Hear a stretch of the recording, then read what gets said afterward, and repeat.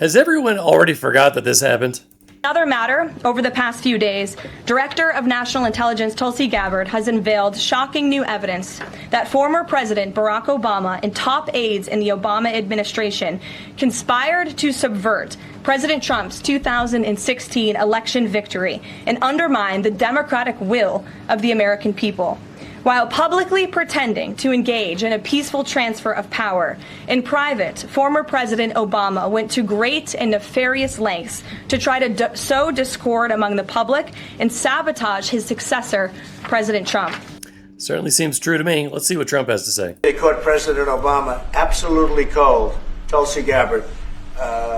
What they did to this country in 2016, starting in 2016, but going up all the way going up to 2020 in the election. They tried to rig the election and they got caught. And there should be very severe consequences for that. You know, when we caught Hillary Clinton, I said, you know what? Let's not go too far here. It's the ex-wife of a president, and I thought it was sort of terrible. And I let her off the hook, and I'm very happy I did. But it's time to start, after what they did to me, and whether it's right or wrong, it's time to go after people. Obama's been caught directly. So people say, oh, you know, a group. It's not a group. It's Obama. His orders are on the paper. The papers are signed. The papers came right out of their office. They sent everything to be highly classified. Well, the highly classified's been released. And what they did in 2016 and in 2020 is very criminal. It's criminal at the highest level. So that's really the things you should be talking about. I know nothing about the other, but I think it's appropriate that they do go. And then let's go back to this video. It says, now that the election fraud is in the spotlight, this election is arguably the most concrete evidence that the Dems use illegals to cheat. Let's see what Obama says right from the horse's mouth. If you want to vote and you show up at your polling place, they can't stop you from voting. They can't stop you from voting. If people want to know how to vote, then you can go to iwillvote.com. The fact of the matter is that we give our power away all the time. You know, we tell ourselves, oh, it's hard, it's not going to matter, it's not going to count. And the powers that be, they're counting on us giving our power away. Many of the millennials, dreamers, undocumented citizens, and I call them citizens because they contribute to this country, are fearful of voting. So if I vote, will immigration know where I live? Will they come for my family and deport us? Not true. Okay. And the reason is, first of all, when you vote, you are a citizen yourself, and there is not a situation where the voting rolls somehow are transferred over and people start investigating, etc. The sanctity of the vote is strictly confidential in terms of who you voted for. If you have a family member who maybe is undocumented, then you have an even greater reason to vote. It's crazy that he's saying this publicly as he actually deported millions of illegals as well and put kids in cages and so on and so forth. He's just trying to appeal to the base. Politicians are two-faced. They just say whatever they need to say in front of, you know, whatever group they're in front of. And he just wanted to appeal to this female. I think it's unbelievable that he just said these things. It's just unbelievable. So it's not really surprising that Trump's talking about him getting caught red-handed at all. And says here, Obama cleared the coup. Clinton and the DNC funded the Steele dossier via Fusion GPS and with help of a lot of other people. Let's see what they have to say here. James Comey and John Brennan now under criminal investigation related to the Trump-Russia probe. Do you want to see these two guys behind bars? I think they're very dishonest people. I think they're crooked as hell. And maybe they have to pay a price for that. I believe they are truly bad people and dishonest people. So whatever happens, happens. All right, look, you remember this, right? For years, we heard ranking members of Congress, the intelligence community, and the FBI. Even like they go on TV and they tell us that, Donald Trump was colluding with Russia to win the 2016 election. And then they ran with it for his whole first presidency, too. Remember the emails proving that Donald Trump Jr. was willing to collude with Russia? How will we know what really happens when Trump and Putin get together? Maybe every time he said no collusion, like more than 231 times so far, maybe every time he said no collusion, he was telling the truth. Can you agree that there has been no evidence of collusion, coordination, or conspiracy that has been presented thus far between the Trump campaign and Russia? No, I don't agree with that at all. I think there's plenty of evidence of collusion or conspiracy in plain sight. Well, in a recently declassified lessons learned document from CIA Director John Ratcliffe, noted how messed up this investigation actually was. Obviously politically motivated to keep Donald Trump from winning the presidency. And once he was in the presidency, it was designed to hamper his agenda. The report noted, quote, review identified multiple procedural anomalies in the preparation of the ICA, which is the Intelligence Community Assessment. Procedural anomalies, you think? You remember how this whole thing came to fruition? Let's just take a walk down memory lane here, okay? So this guy, Christopher Steele, who was a former British MI6 intel officer with a specialty in Russian intel, was hired by Fusion GPS, which is a Washington, D.C. based research firm, they were hired from Perkins Coie, who was the law firm representing the Hillary Clinton campaign and the Democrat National Committee. Basically, this guy worked for Hillary Clinton. Specifically, Mark Elias. That was their main attorney. This chain of people were assigned to put together opposition research on Donald Trump, which, by the way, totally normal for any campaign to do. But what is not normal to do is to use this unvetted opposition research to prosecute that political opponent. Obviously, the Clinton machine, super highly influential still, considering she just came off being Secretary of State. And, the fact that her husband is the former president, they leveraged their influence. This was a single source report from someone hired by a political campaign to research an opponent, totally unsubstantiated by any evidence whatsoever. They had nada. They did this so they could bolster their case. They then shopped it to a bunch of media networks as a bombshell story. We know that part. And, it didn't, in the end, she still lost, which is just that much more hilarious, to be honest with you. It's funny. But anyways, former CIA officer Gary Bernstein confirms exactly what Donald Trump revealed during his address to the nation on election fraud. Donald Trump said they found Venezuela can alter the vote totals of our electric voting machines and rig our elections. So let's see what this has to say. Hundreds of millions of U.S. voter files are in the hands of foreign governments. Our machines and ballot counting systems are exposed to hacking and manipulation and corruption.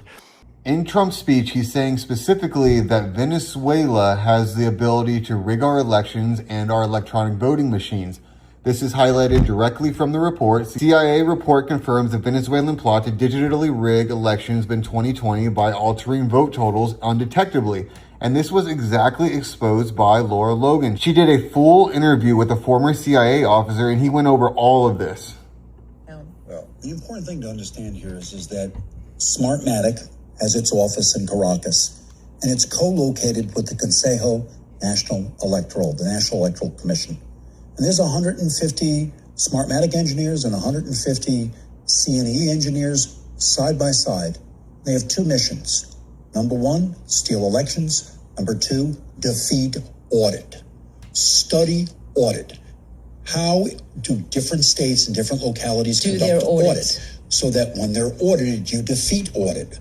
An example, when people put absentee ballots on a scanner, it'll take a picture and take a picture and take a picture. And then when it's about to save them, it gets ready to take a picture of almost 100 together. But what it does is they erase that picture, send in another picture, because all these machines are connected to the internet. They're all hooked up. They're not supposed to be. A new picture comes in, 100 votes or 90% for the person that they want. Mm-hmm.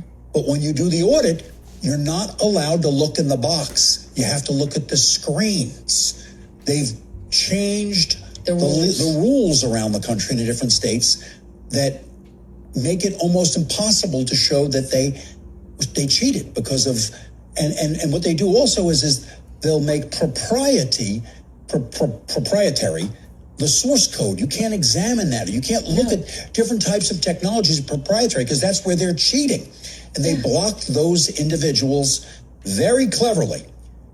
One of the things that we learned is there's 14 different technical ways that you can steal an election. And they're operating off different parts of the machinery, but they can use number 1 and number 3, number 6 and number 7. They can use combinations, and they never use the same combinations in adjacent districts. So that you can't find patterns. They prepare. Wow, that's pretty interesting. And then Assistant Attorney General Harmeet Dillon talks about how back in 2017, Los Angeles was forced to admit in a lawsuit they had over 1 million. Oh my God, sorry, 1 million illegal voters. What? LA voting rolls have 140% of the total number of eligible residents.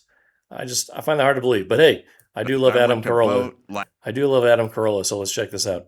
I went to vote last time, and I reflexively pulled out my ID because I reflexively reach for my ID in almost all environments now because I travel so much. So I'm voting, and I'm just sort of reaching for my ID, and the guy's like, you got to put that away.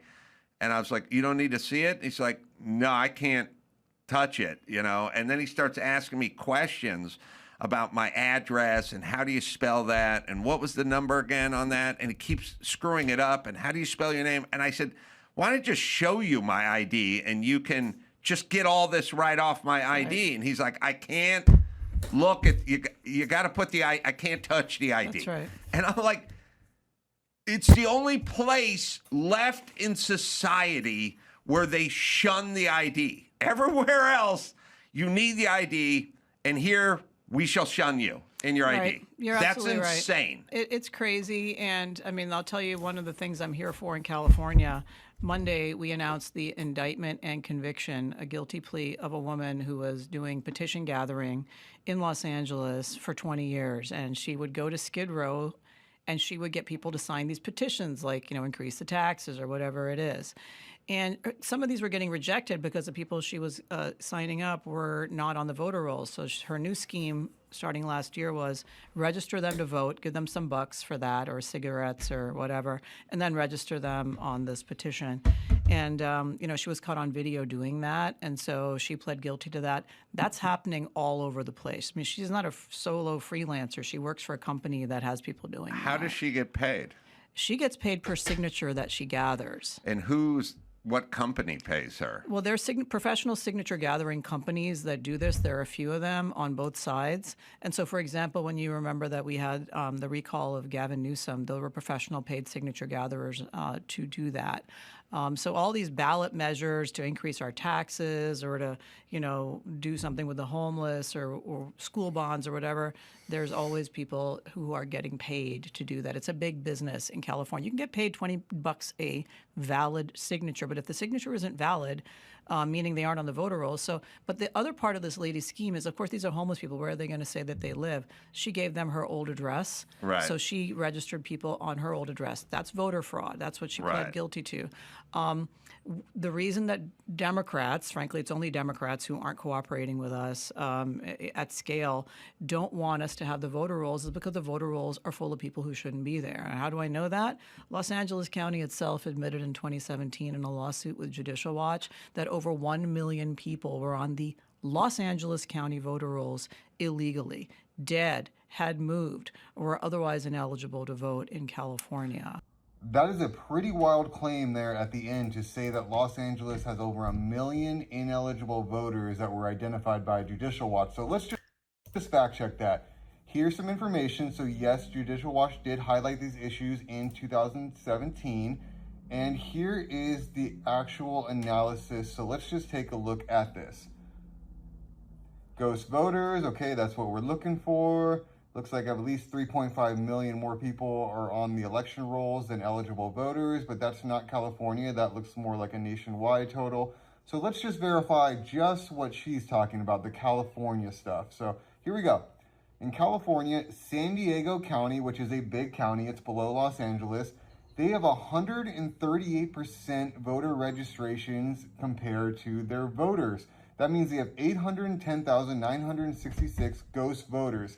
Los Angeles County has a 112% rate, which equals 707,400. So that's pretty interesting. You can check out more on Wall Street Apes on X, but make your own decisions about what you think are about the claims that are made here, and make sure when it comes November that you get out there and vote, right? Or whenever the election is coming up for you. I got one in August. Make sure you Google it, figure out when that's coming up, and do the best you can to get there.